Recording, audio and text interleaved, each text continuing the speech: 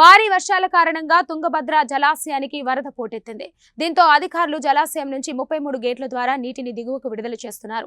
జలాశయం పూర్తి స్థాయి నీటి మట్టం 1633 అడుగులు కాగా ప్రస్తుతం నీటి మట్టం 1631.14 అడుగులకు చేరుకుంది. అలాగే ఇన్ఫ్లో 171,353 క్యూసెక్లు, అవుట్ ఫ్లో 1,74,675 క్యూసెక్లుగా ఉంది.